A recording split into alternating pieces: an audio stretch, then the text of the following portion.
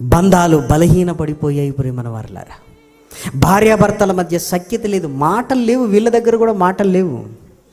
ఏం మాట్లాడుకుంటామండి? ఊకే ఏం మాట్లాడుకుంటాం? తిన్నావా, అయిపోయింది, ఇంకేముంది. అదే చాటింగ్ అయితే ఎక్కడెక్కడియో జ్ఞాపకం వస్తుండేయండి, ఎక్కడెక్కడియో. ఏం కూర? కాకరకాయ. చేదు ఉంటుందా? మరి దుర్మార్గుడా, కాకరకాయ చేదు ఉండకుండా తీయగా ఉంటుందా? అంటే ఏం మాట్లాడాలో అర్థం కావట్లేదు, ఏం మాట్లాడాలో అర్థం కావట్లేదండి. దుప్పటి కప్పుకొని ట్రైన్లలో ఏంది లైట్ వెలుగుతుంది, కొంపతీసి వీడు వెలుగు సంబంధి అంటే చీకటి సంబంధి, వాడు వెలుగు సంబంధి కదా. ఇప్పుడు అందరూ చూస్తారు, అందరూ చూడకుండా ఏం చేయాలి? దుప్పటి కప్పుకొని. అమ్మో, ఈ తెలివి దేవుల్లో ఉంటే ఎప్పుడో గొప్పోడవుతాడండి, ఎప్పుడో గొప్పోడవుతాడు ప్రియమైన వారలారా కదా. ఇయర్ ఫోన్స్ చెవులలో పెట్టుకొని అంటే ఒక్కొక్కరిని చూస్తుంటే ఇయర్ ఫోన్ చెవులలో పెట్టుకున్నట్టుకుంది, చెవుల్లో నుంచి మొలుచుకొచ్చినట్టుకుంటాయండి. ఏంటి దేవుడు ఇట్లా మొలిపించిండా అన్నట్టుంది వాడి చెవి మొగ్గలట. ఏంటట? తర్వాత పిల్లి మొగ్గలు ఖాయమే. ఎంత పిచ్చి చూసారా?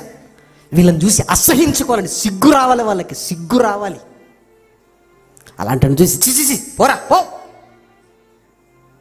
అప్పుడు అమ్మో అమ్మో అమ్మో అని ఆ భయం ఉంటుందండి. వాళ్ళని హీరోలను చేయొద్దు, తాగేవాడిని హీరోను చేయొద్దు, దువ్వేవాడిని హీరోను చేయొద్దు. ఎందుకురా నీ బతుకన్నట్లకి ఇలా చూడాలండి వాడిని. ఛీ, నాకే ఇలాంటి వాడు ఉంటే చంపి పాతరేద్దునన్నట్టుగా చూడాలి. అమ్మో, ఇలా ఉంటే సమాజం దృష్టిలో నేను చెడ్డవాన్ని అయిపోతాననే భయంతోనైనా వాడు మంచిగా బ్రతకడానికి రావాలి ప్రియమైన వారా. సమాజం వాళ్ళని హీరోలను చేస్తుంది ప్రియమైన వారలారా. అందుకే ఒకని వెంట ఒకడు ప్రియమైన దేవుని పిల్లలారా. YouTube disorder. ఎందుకు? ఆ యూట్యూబ్ ఛానళ్ళ గొడవ, ఆ ఛానళ్ళ గొడవ నిరంతరం. ఇంకేమీ లేదా వ్యాపకాలు? అదేవిధంగా SMA డిసీజెస్ ప్రియమైన వారలారా. Social media syndrome, social media addiction. అంటే వీడికి ట్విట్టర్ కావాలి, ఇన్స్టాగ్రామ్ కావాలి, ఇదిగో మీడియాలో ఎవడెవడు ఏ వార్తలు పెడుతున్నాడో కావాలి, వీడు వార్తలు పెట్టాలి. సోషల్ మీడియాకి అడిక్ట్ అవ్వటం, అప్డేట్లో ఉండాలి. ఇదిగో వీళ్ళను ఫాలో అవ్వాలి, వాళ్ళను ఫాలో అవ్వాలి. ఇదిగో నా వెనకాల ఎంతమంది ఉన్నారు. ఆ యూట్యూబ్లోడు ఎంగిలి మెతుకులు వేస్తాడట, ఆ ఎంగిలి మెతుకులు వేసుకుంటే నోరు జాపుకొని చూసుకుంటుంటారు ప్రియమైన వారలారా. కష్టపడి సంపాదించుకోలేవా నీ కుటుంబానికి? వాడు ఎంగిలి మెతుకులు వేస్తుంటాడట, ఆ ఎంగిలి మెతుకుల కోసం ఏం చేయాలంటే ఏదో ఒకటి చేయాలట. నీ రెక్కల కష్టానికి దేవుణ్ణి నమ్ముకోవలసింది. వాడిచ్చే ఎంగిలి మెతుకుల కొరకు నీ జీవితాన్ని ఎందుకయ్యా పాడు చేసుకుంటావు?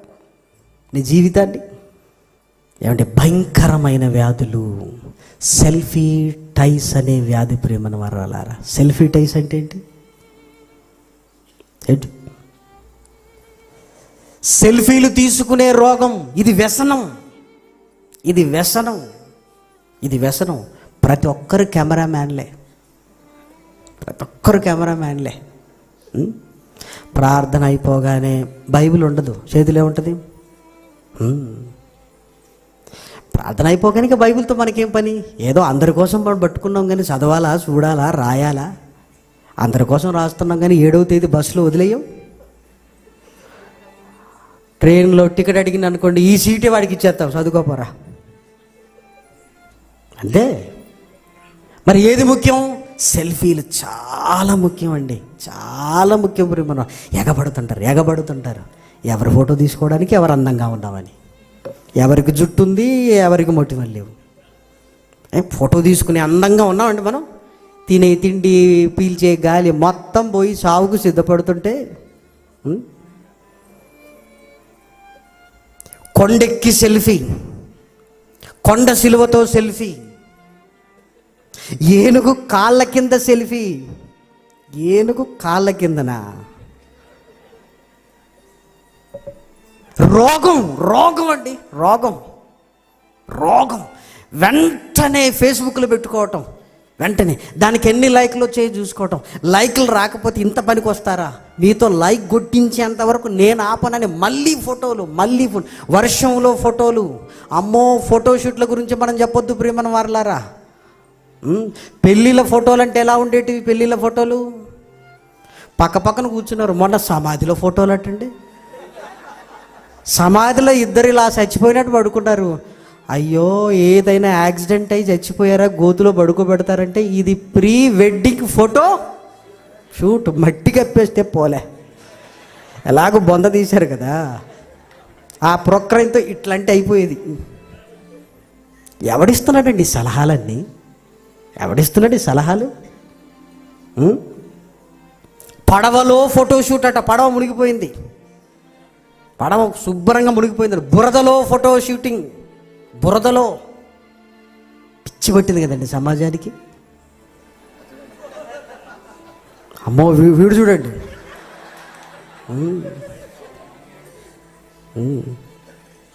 ఆ కనబడే పాముల ముందు పెద్ద పాము వీడే.